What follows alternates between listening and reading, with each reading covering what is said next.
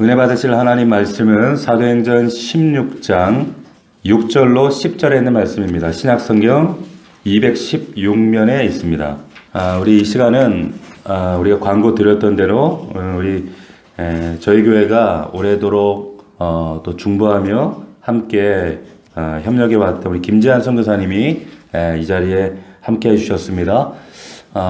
우리가 정말 사랑하는 마음으로 사모하는 마음으로 중보하고 또 만남을 고대해 왔는데 오늘 이렇게 복된 시간을 허락해 주신 하나님께 감사드리고 이 시간에 말씀 전하실 때 우리 모두에게 하나님께서 예비하신 큰 은혜가 임할 수 있기를 주님의 이름으로 축원합니다.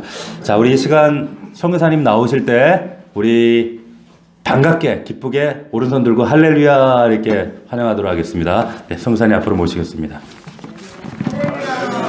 할렐루야. 할렐루야.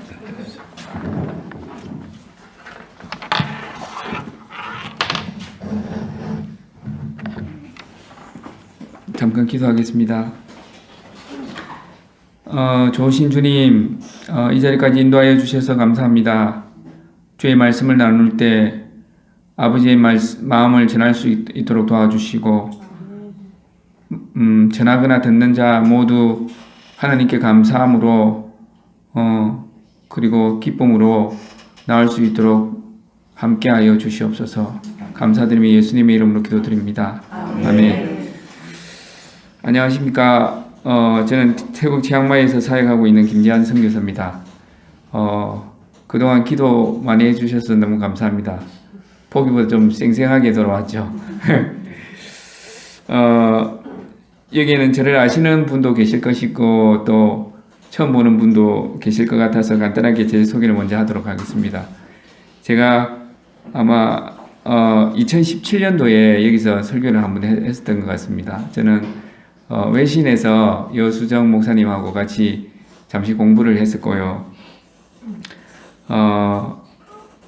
또 뜻밖의 또 이 넘치는 교회에서 저를 위해 많이 기도해 주시고 또 후원도 해 주셔가지고 힘든 시간 잘 이겨낼 수 있는 정말 큰 힘이 되었습니다. 감사합니다. 저는 2008년도에 하나님의 부르심을 쫓아서 중국에 선교사로 가게 되었습니다. 처음에 산동성 옌타이라는 도시에서 4년 정도 있다가 그 이후에 스촨 청두에서 7년 사역을 하고 2019년 12월 27일에 태국으로 하나님께서 자리를 옮겨 주셨습니다. 현재는 태국 치앙마이에서 중국 교회를 섬기고 있는 중이고 몇 명 되지 않지만 그 교회에서 청빙을 했는데 몸이 좋지 못하고 또 비대면 예배 때문에 제대로 된 설교를 한 번도 못하고 좀 이 자리까지 나왔습니다. 그리고 현재 미얀마 사태 아시죠? 그래서 미얀마의 많은 국민들이 지금 태국으로 넘어와서 거주하고 있는데 그 미얀마 아동을 돌보는 사역을 하고 있고 또 소수민족 학생들을 몇 명 팀을 이뤄가지고 돌보는 사역을 하고 있습니다. 저희 가정은 2008년 말부터 2019년 말까지 11년 동안 중국에서 사역을 하면서 정말 하나님께서 주시는 은혜를 넘치도록 많이 받았습니다. 그런데 갑자기 중국의 정치 상황이 바뀌면서 2018년부터 수많은 선교사들이 추방을 당하게 되었고 저희 가정 역시 중국 정부로부터 감시와 압박을 받게 되었습니다. 저희는 중국에 있을 때 참 제가 중국에 가가지고 언어를 잘 못하고 5개월 배웠는데 어떻게 전도가 한 명 되어가지고 그때부터 한 6년 반 동안 저희 가정에서 가정교회를 개척해가지고 섬겼습니다. 나중에는 아파트를 하나 구해서 주중에는 몇 명의 선교사 자녀들과 그리고 중국 성도 자녀들과 함께 홈스쿨링을 했었고 그리고 저녁 시간과 주말에는 성도들과 함께 예배를 드리고 성경 공부를 하였습니다. 그리고 별도로 또 팀 사역으로는 유치원을 같이 운영하였고 그쪽 지역이 지진이 많이 나요. 지진이 많이 나는데 지진 지역에 가난한 학생들 돕는 사역도 같이 했습니다. 지금도 저희가 떠나고 제가 교회를 이끌어갈 자매를 세우고 나왔는데 제가 나오고 나니까 잘 모이지 않는 것 같더라고요. 저도 청가가 1년 정도는 줌으로 같이 예배 드리다가 이러면 안 되겠다 싶어가지고 남겨놨는데 그냥 좀 흩어졌어요. 그리고 흩어졌는데도 불구하고 또 유치원 사역하고 재난지역 아동사역은 계속 하고 있는 상황입니다. 저희가 사역하였던 정도에는 추위저프라는 가정교회가 있었습니다. 혹시 들어보셨나요? 늦은 비의 축복이라는 뜻인데 여기 세계적으로 방송을 크게 한번 타셨죠. 성도가 한 500명 정도 되는 가정교회였는데 그곳 담임 목사님이 왕희 목사님이라는 분이 계셨어요. 변호사 출신인데 그 당시 중국에서 교회를 핍박하고 선교사를 내쫓을 때 이분이 강대상에서 중국 정부에 대한 자잘못을 또 하나님 말씀으로 직설적으로 얘기하니까 공산당들이 굉장히 이 교회를 싫어했고 한 번은 1000명을 동원했다고 들었어요. 1000명이 그 교회를 습격해가지고 500명의 성도들을 다 잡아갔는데 지금도 여전히 왕희 목사님과 장로님 한 분은 감옥에 있습니다. 제가 알기로는 20년을 받은 걸로 알고 있는데 그 당시 추위저프 교회에서 행정을 담당하는 자매가 저희 단체 그 지진 사역을 돕고 있었고 저희 교회 다니는 자매하고 같이 숙소에서 지내고 있었는데 한밤중에 공안 10명이 찾아서 다 잡아간 거예요. 잡아가서 제가 그때 산에 있을 때인데 갑자기 전화가 급하게 와가지고 얘기하기를 목사님 빨리 피해야 선생님이라 선생님 빨리 피하세요. 막 그냥 왜 피해야 되는데 그러니까 어젯밤에 우리 자매들이 다 잡혀갔습니다. 그리고 그 중 하나가 선생님 이름을 불렀습니다. 마음이 너무 아팠습니다. 한국인 원래는 추위저프 관련해가 사건이 터졌는데 조사하다가 한국인 선교사가 사역을 하고 있다니까 공안이 그 자매를 데리고 우리 교회를 찾아오는 와중에 그 다른 자매가 살짝 전화를 해가지고 저도 급하게 교회에 전화를 해가지고 애들 다 해산시키고 또 그날부터 중국 전역을 돌아다녔죠. 서안도 돌아다니고 배한다고 한 보름 돌아다니다가 집으로 와서 살짝 짐을 싸가지고 2019년 1월에 잠시 한국으로 피했었습니다.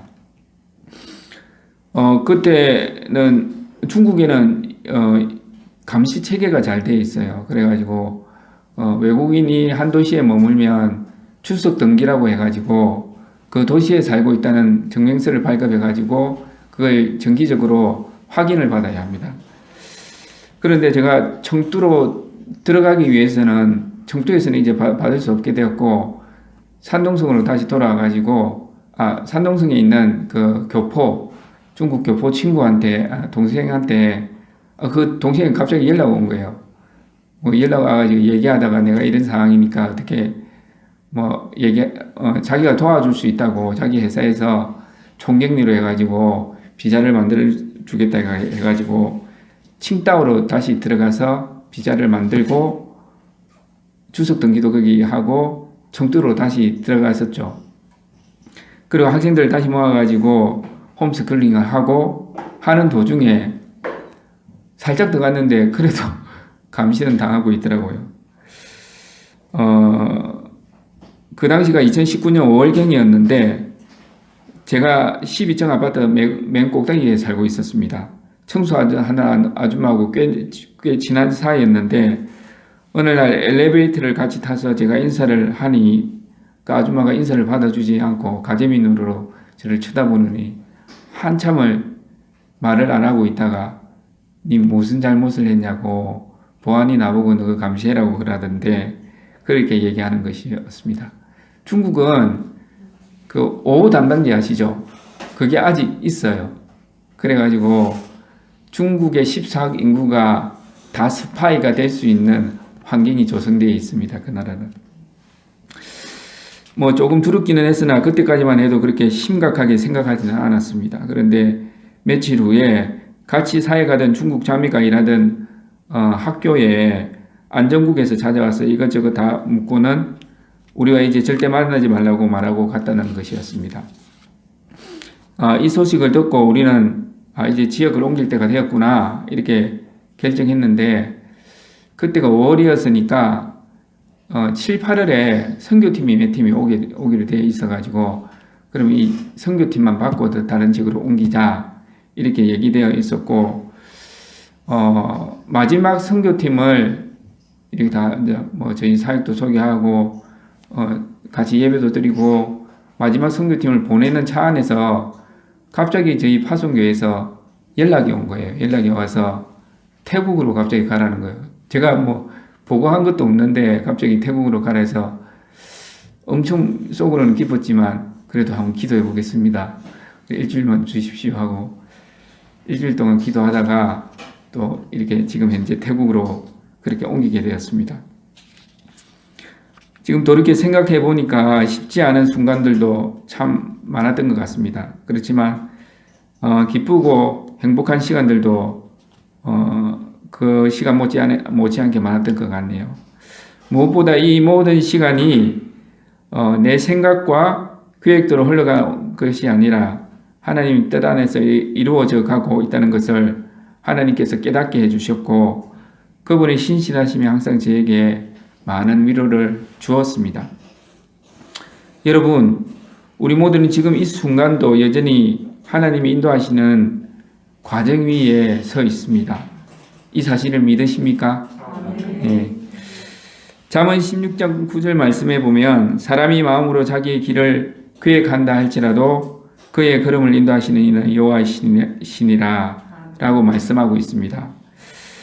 그러나 하나님께서 인도하시는 길이 쉽지만은 않습니다. 때로는 울퉁불퉁한 길이기도 하고 가다 보니 막혀 있는 것 같은 길이기도 하고 또 그 옆을 보니까 더 좋은 길이 있는 것 같아서 옆길로 빠질 때가 많이 있습니다. 그래서 내 자신을 의지할 때가 많고 하나님 뜻보다 내 생각이 우선이 되어서 하나님과 전혀 상관없는 삶을 살아가는 많은 성도들이 있습니다. 그렇지만 여전히 우리가 걸어가고 있는 길은 모두가 하나님 뜻 안에 있다는 것을 우리는 분명히 알아야 합니다.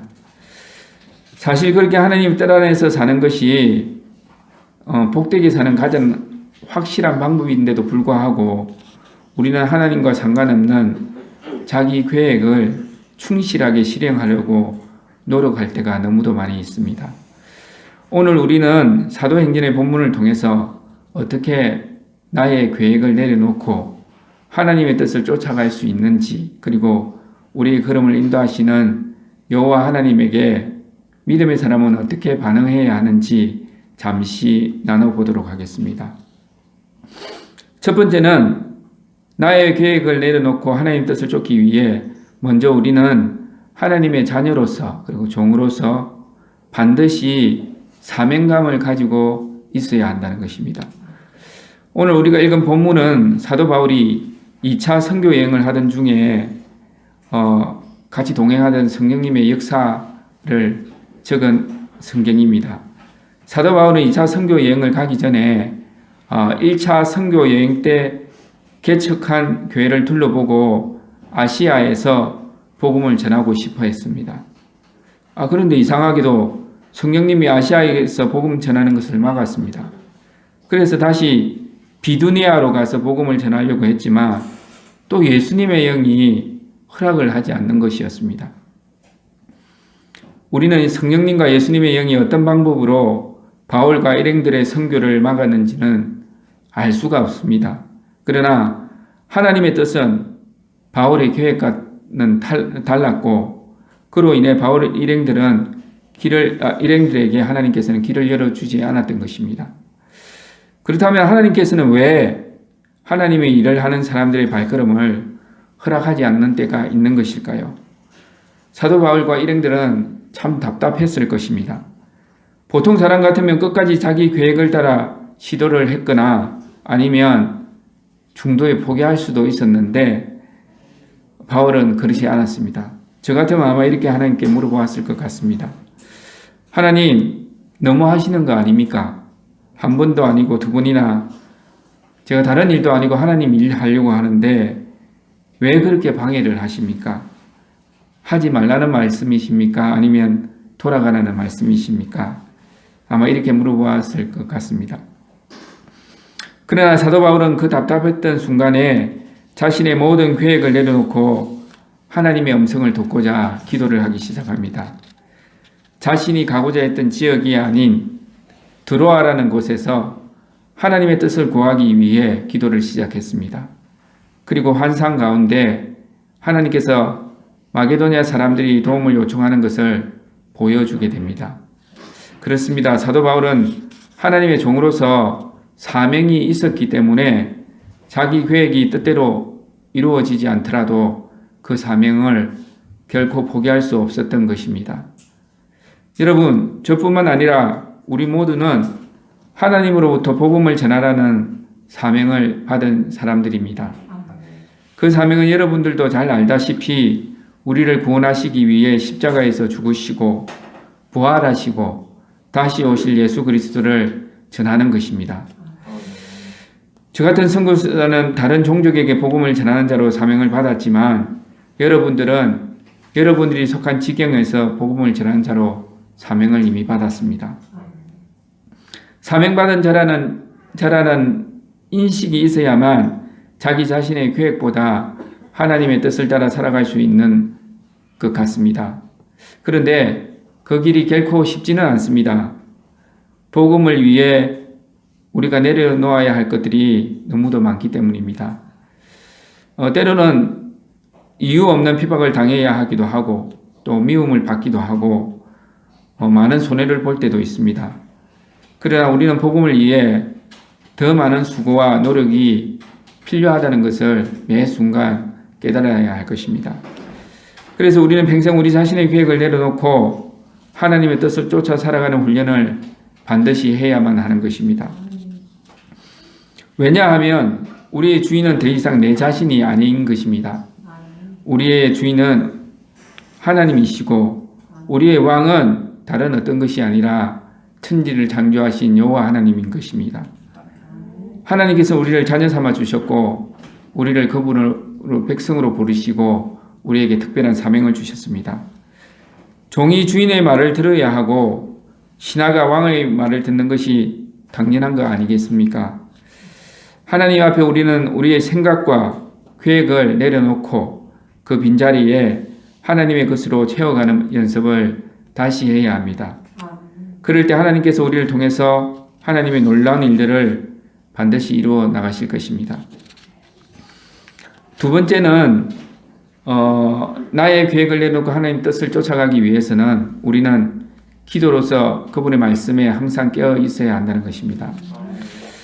사도 바울은 기도 가운데 환상을 보았고 그분의 뜻을 분별하였습니다. 바울에게 있어서 드로아는 자신의 모든 계획을 반드시 내려놓을 수밖에 없었던 땅이었습니다. 더 이상 자기의 힘으로 뭔가를 할 수 있는 곳이 아니었습니다.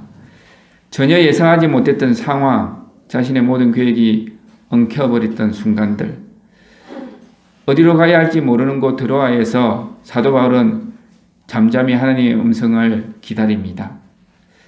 저 역시 오늘 말씀을 준비하면서 내 인생의 여정을 잠시 생각해 보았습니다. 지금 내가 바로 드로아에 서 있구나. 그런 생각이 들었습니다.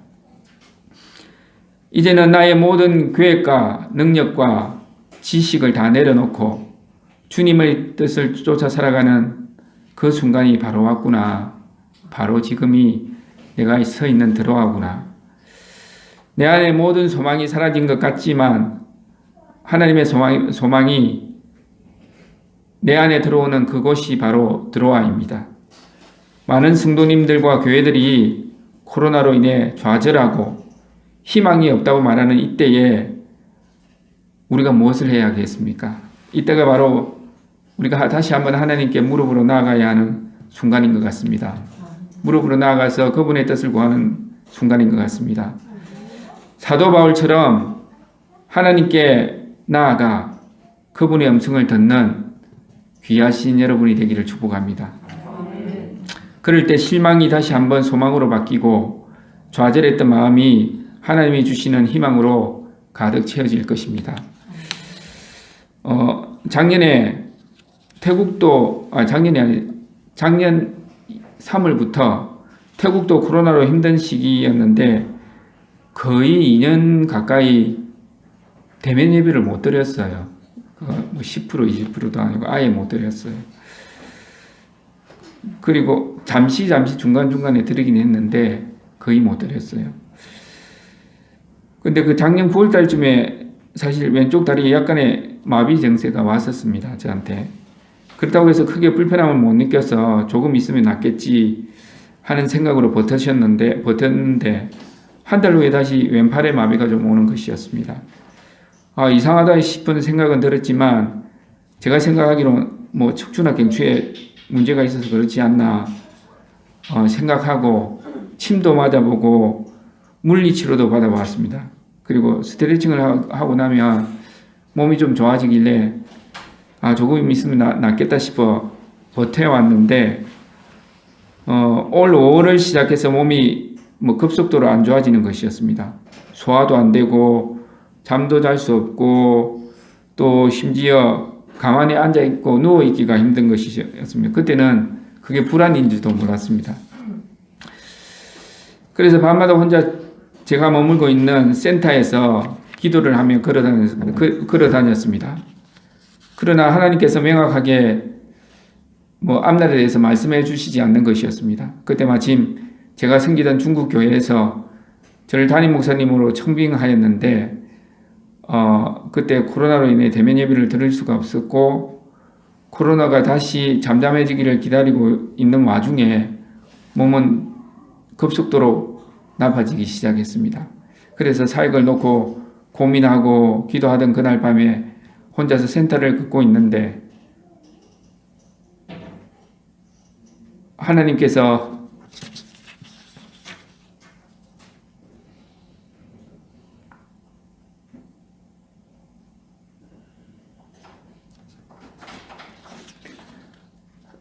내 속의 모든 걱정과 근심을 내려놓고 이제는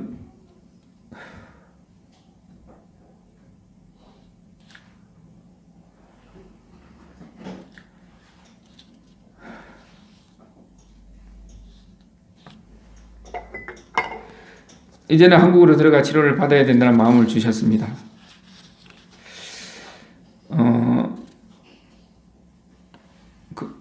그 다음날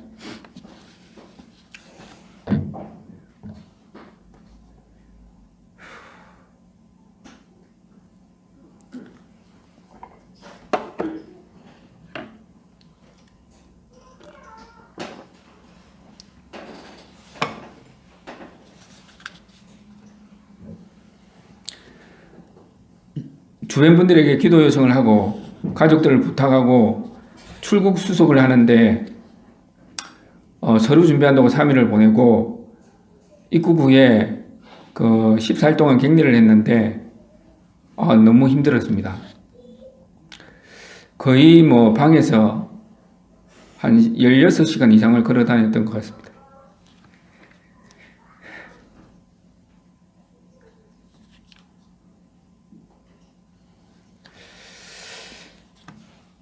격리가 끝난 후에 이제는 척추만 고치면 더 이상 아프지 않을 거야 이런 마음으로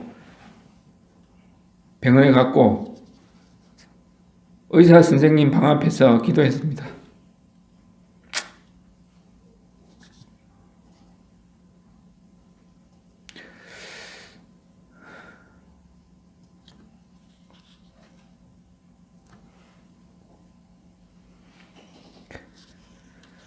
하나님, 이 의사 선생님을 축복해 주시고 동행해 주셔서 제가 잘 고침을 받을 수 있도록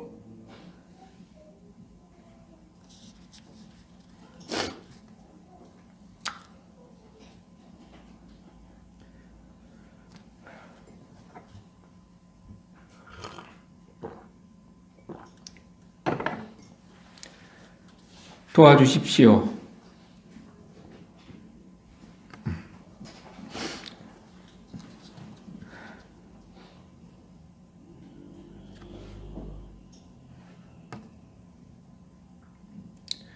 그런데 그 의사가 저를 보자마자 하는 한마디 말이 파킨슨이네.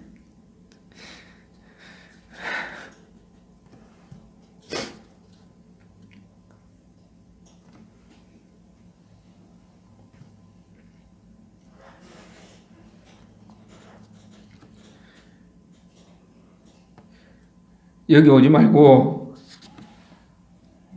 신경과로 가십시오. 이렇게 얘기하는 것이었습니다.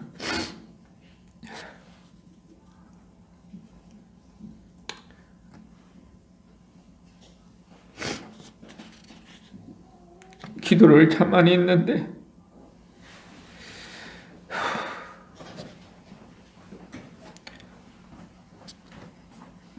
하나님 어떻게 이렇게 잔인하게 저에게 말씀하십니까?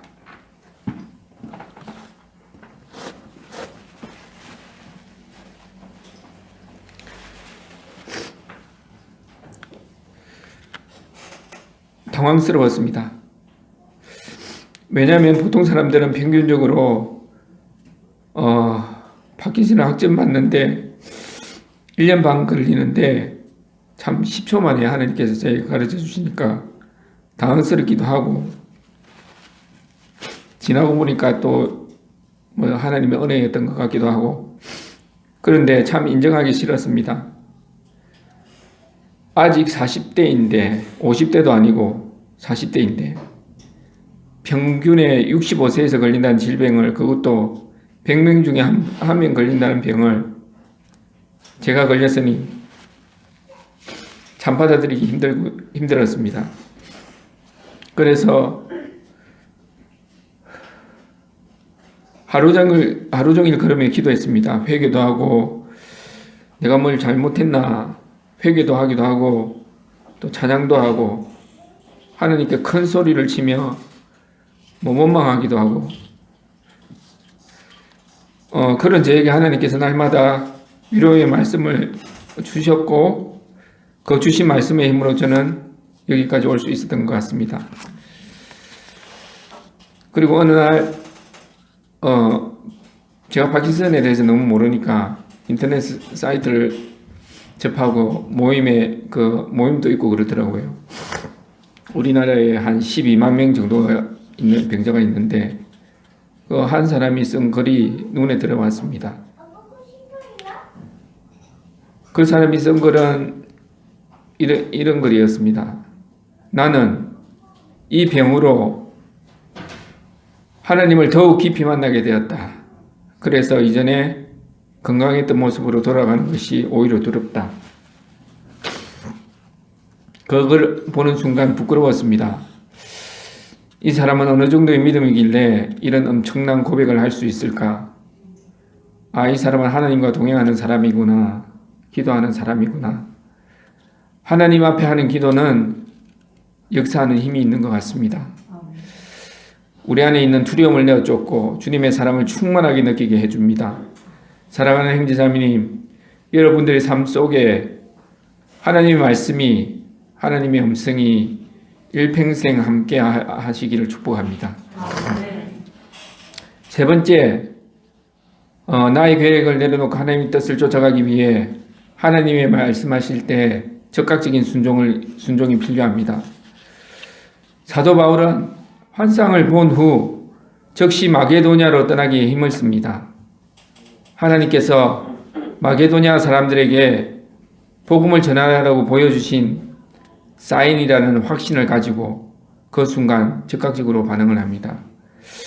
저는 이 구절을 읽을 때 참 바울이 기뻤겠구나 그런 생각이 들었습니다. 얼마나 기뻤을까. 아무것도 보이지 않던 막막한 장소였던 드로아가 내 계획에 전혀 없었던 땅, 그 드로아가 하나님의 음성을 듣는 기쁨의 장소로 변하는 순간이었습니다.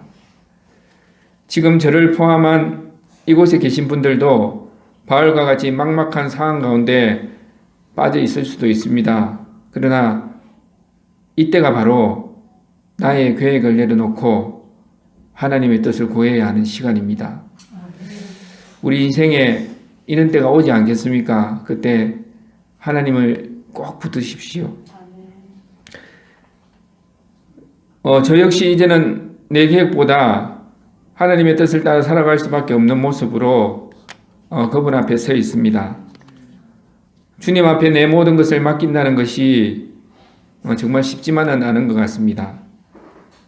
제 자신을 돌아보면 제가 지금 마주하고 있는 상황이 주님으로 말미암아 위로가 되기도 하지만 또 슬프기도 하고 감사해서 웃다가 울기도 하고 참 미친 사람처럼 걸어다니면서 소리 지르기도 하고 혼란스러운 감정이 여전히 제 안에 남아 있습니다. 그러나 분명한 것은 내가 하나님의 선하신 계획 안에 여전히 있다는 것입니다.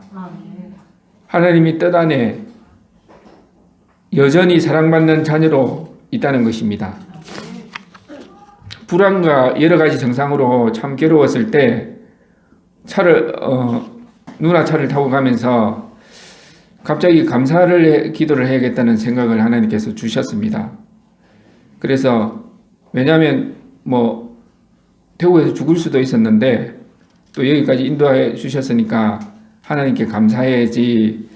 그러니까 감사 기도를 거의 1시간 가량을 가진 이유를 다 들이대면서 감사하다고 고백을 했습니다. 그랬더니 갑자기 내 인생의 순간순간마다 때때마다 하나님께서 함께 동행했던 기억들이 선명하게 떠오르는 것이었습니다. 어릴 적 교회에서 장기자랑을 하던 모습, 중학교 때 전도사님과 공부하다가 싸우고 떠나갔던 나, 세상 가운데 세상이 주는 낙을 정말 기쁘게 즐기다가 하나님의 사람들을 통해서 다시 부르신 그 부르심, 부족한 종을 선교사로 그리고 목사로 불렀던 그 감사의 순간들, 범죄한 나를 용서해 주시고 여전히 사랑한다고 말씀하신 그 사랑의 음성, 생각해보니 하나님께서 내 삶을 인도하여 오셨구나. 내가 내 계획을 따라 내 삶을 끌고 온 줄 알았는데 하나님께서 내 인생을 여기까지 인도하여 주셨구나. 그렇다면 지금 내가 가지게 된 질병도 그분의 계획 안에 있는 것이 분명한 것이구나. 그때 여러분 어떤 일이 일어난 줄 아십니까?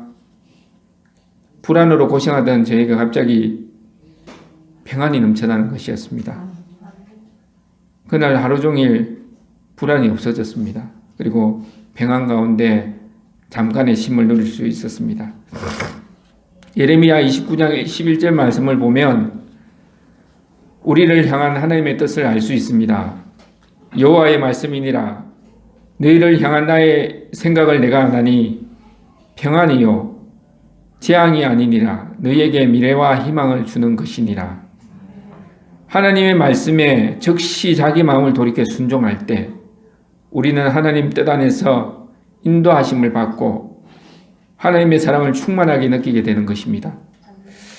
우리가 잠시 당하는 고통이 하나님께서 우리를 멸망시키시기 위해 주는 고통이 아니라 우리를 다시 세워주시고 미래와 소망을 주기 위한 것이라는 것을 우리가 잘 알고 큰 위로를 받아야 할 것입니다.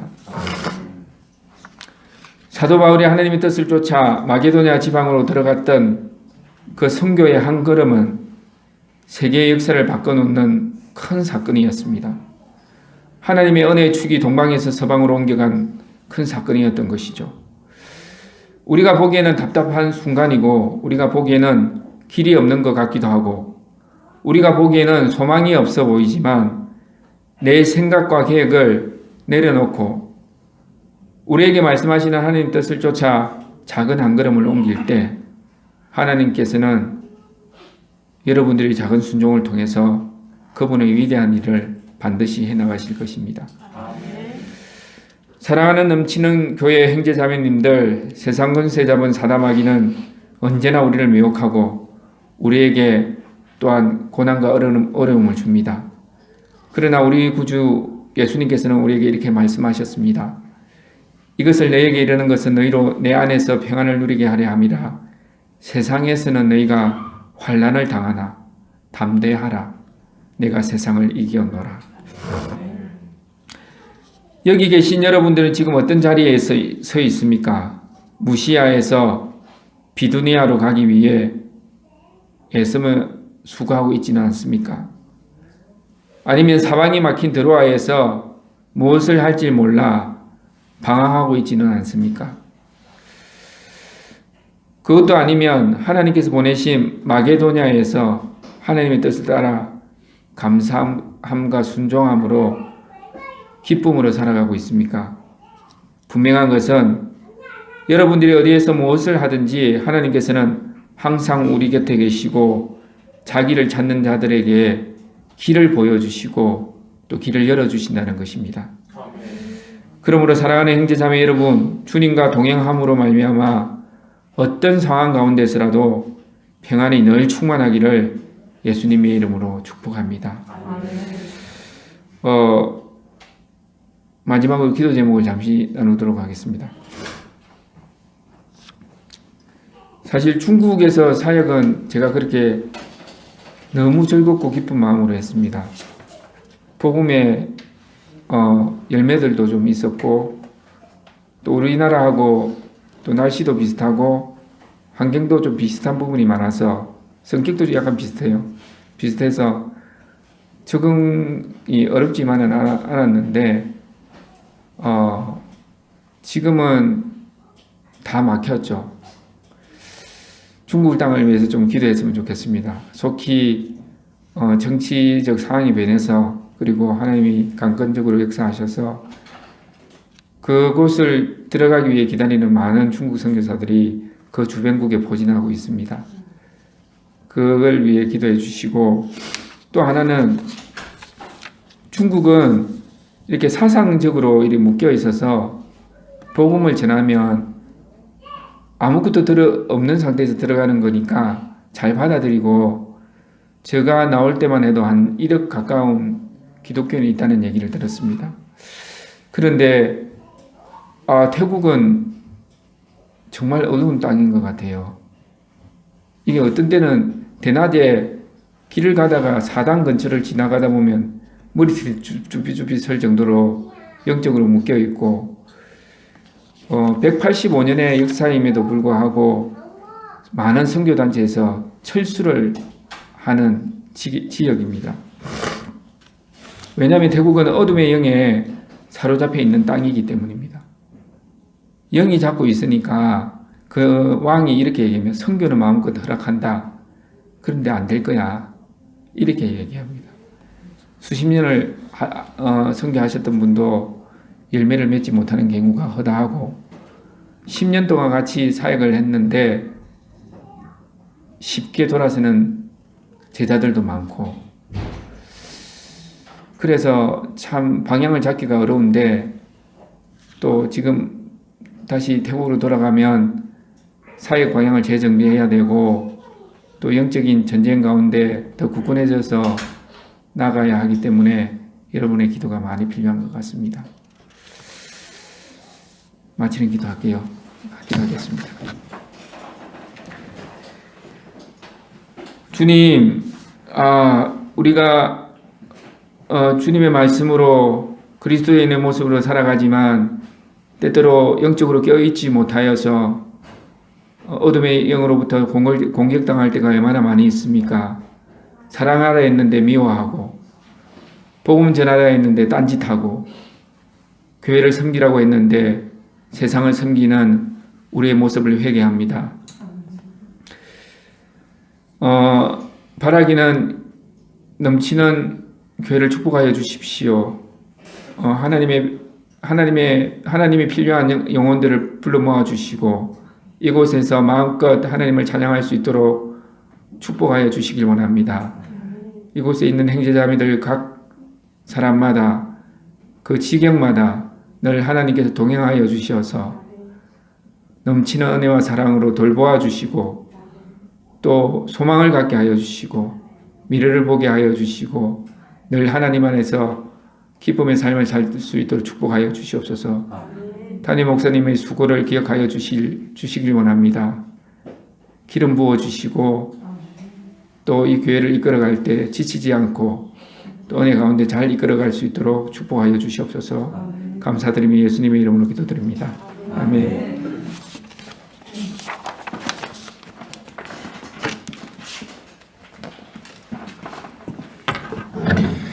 자, 우리 시간 한 번만 더 기도를 했으면 좋겠습니다. 우리 선교사님을 위해서, 사역을 위해서, 또 그 태국 땅 현지에 남겨져 있는 우리 또 아내 되시는 박하장 선교사님과 자녀들을 위해서 기도해 주셨으면 좋겠습니다. 우리가 믿음의 역설이라고 하는 것은 우리 선교사님이 파킨슨이라고 하는 큰 참 인생의 하나님이 허락하신 이 숙제를 통하여서, 그러나 하나님의 은혜를 더 간절히 만난 것처럼 사망의 음침한 골짜기에서 목자 되신 주님을 만나는 게, 이게 우리에게 허락하신 놀라운 은혜입니다.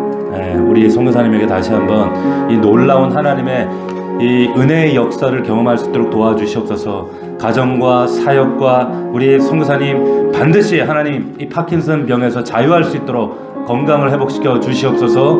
하나님 치유하여 주시옵소서. 우리 사역을 위해, 가정을 위해서, 선교사를 위해서 우리 간절한 마음으로 우리 통성으로 한번 기도하겠습니다. 기도합니다. 살아계신 아버지 하나님, 은혜와 사랑을 감사함을 드립니다. 하나님, 그렇습니다. 우리 사랑하는 김재한 선교사님을 통하여서 창세전에 계획하신 하나님 나라 확장과 아버지 하나님 우리를 통해 십자가의 그 생명과 복음과 구원의 역사를 이루어가길 원하시는 그 하나님의 뜻을 감당하기 위하여서 하나님 중국 땅을 밟게 하시고, 이제 하나님의 뜻을 쫓아 아버지 하나님 태국 땅을 하나님께 허락하여 주셨사오니 감사합니다. 우리 김재한 선교사님, 하나님 뜻하지 않은 육신의 연약함과 곤고함으로 아버지 하나님 그 마음에 있는 모든 염려 근심 예수의 능력으로 다 아버지 해결하여 주시옵시고, 악한 질병 연약한 아버지 육신의 곤고함들은 이 시간 예수의 이름으로 떠나갈 수 있도록 하나님 고쳐 주시옵소서. 자유케 하여 주시옵소서. 머리부터 발끝까지 주님 피 묻은 손 안수하여 주시어서 우리 사랑하는 선교사님 하나님 그 마음의 담당과 하나님 정말 주님 허락하시는 큰 믿음 붙잡고 하나님 태국 땅을 변화시키고 수많은 영혼을 하나님께 인도하여서 하나님 많은 믿는 자들과 믿지 않는 자들에게 살아계신 하나님을 증거할 수 있도록 아버지 하나님 도와주시옵소서. 우리 사랑하는 김재한 선교사님 마음을 붙들어 주시옵소서. 하나님 감격케 하여 주시옵소서. 하나님 격려하시기 위로하여 주시옵시고, 하나님 고아처럼 벌어주신 것이 아니라 하나님 오른손 붙잡아 주셨소. 주님 동행하여 주십시오. 아버지가 책임져 주시옵시고 주의 은혜와 능력으로 충만하게 역사하여 주시기 원합니다. 하나님 교회와 가정과 하나님 선교사님의 아버지 하나님 또 사모님 우리 자녀들 축복하여 주시옵시고 붙들어 주시옵시고 책임져 주시옵소서. 우리가 날마다 예수 그리스도 안에서 교통하며 기도할 때에 하나님의 능력의 손으로 붙들어 주시옵시고 날마다 기쁘고 감사한 복음의 소식을 우리가 들을 수 있도록 하나님 함께하여 주시옵소서. 하나님 역사하여 주시옵소서.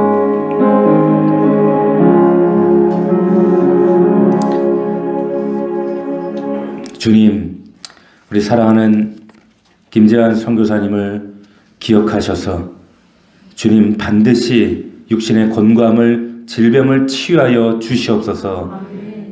가정과 또한 선교지의 영혼들과 앞으로의 모든 사역들 가운데 주께서 보증하사 날마다 새롭고 기쁜 일만 감사한 일만 넘치게 하여 주시옵시고 우리 넘치는 교회가 주 안에 교통하며 돕고 협력하며 하나님의 나라를 확장해 나갈 때에 우리 김재한 선교사님 귀하게 아름답게 사용하여 주시옵소서.